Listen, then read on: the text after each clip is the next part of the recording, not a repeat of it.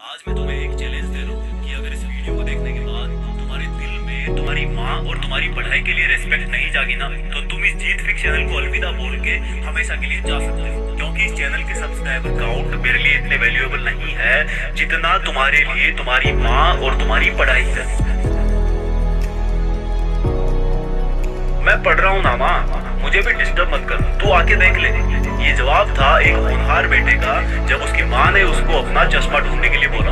और बेटा इतने छोटे से काम से बचने के चक्कर में माँ के सामने पढ़ाई का दिखावा कर रहा था। कितनी शर्म की बात है। तुम्हारी माँ सर्दी गर्मी बरसात हर मौसम में बड़ी ईमानदारी से तुम्हारी सेवा करती आ रही है। पता नहीं तुम उसके सपनों वाला अधिकारी कभी बनोगे या शायद नहीं बन पाओगे, लेकिन तुम्हारी सेवा के प्रति तुम्हारी माँ के कामकाज देख के लगता है कि जैसे तुम आज की तारीख में तुम्हारे घर के एक बहुत बड़े अधिकारी हो।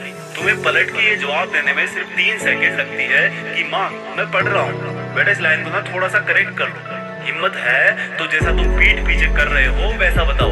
बोलो कि माँ तुझे एक चीज बताऊँ, मैं तेरे सपनों वाला अधिकारी कभी नहीं बन पाऊंगा, क्योंकि मैं पढ़ाई नहीं बल्कि पढ़ाई का ढोंग कर रहा हूँ। और तब पता है तुम्हारी माँ का अगले दिन से क्या रिएक्शन होगा। सोचा कभी?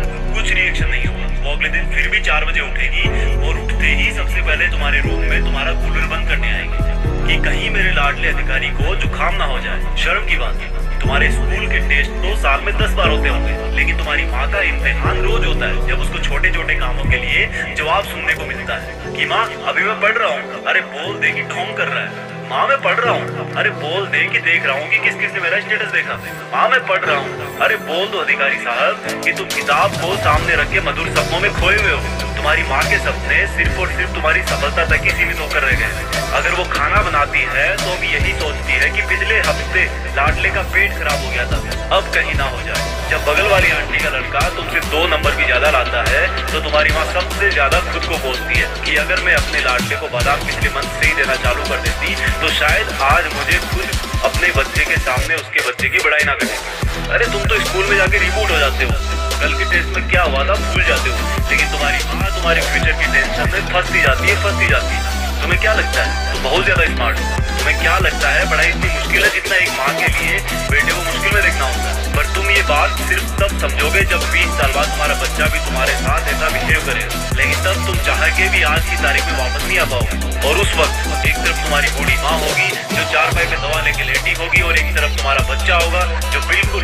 तुम पे गया होगा। अगर मेरी बातें मेरे जितनी तुम्हें भी बुरी लग रही है ना, तो आइंदा ये मत बोलना कि माँ मैं पढ़ रहा हूँ तो देख ले अपना काम, क्योंकि तू अपने आप से पूछ कि तू पढ़ता कितना है और सोशल मीडिया कितना चलाता है। क्या ये पढ़ाई ये किताबें तुम्हारी माँ के विश्वास से ज्यादा बड़ी है? तुम्हें पता नहीं है जब तुम पैदा हुए थे तो घर में बहुत खुशी मनाई गई थी। पता नहीं तुम्हारी कैसे कैसे नजर उतारी गई थी, तुम्हें हर सुविधा दी गई, लेकिन जैसे जैसे तुम बड़े हुए इन चीजों को तुमने ग्रांटेड लेना शुरू कर दिया कि ये तो हमेशा से ही ऐसे थी। तुम क्यों नहीं समझने की कोशिश करते कि तुम अपनी माँ के सपनों वाला सक्सेसफुल इंसान सच में बन सकते हो? तुम क्यों नहीं समझते कि तुम अपनी माँ को घर के इतने सारे काम से जल्दी रिटायर करके उनकी बची हुई जिंदगी को आराम से कटवा सकते हो? याद रखना मेरे दोस्त, वो अपने लाडले से प्यार करती है, वो नौकर नहीं है तुम्हारी।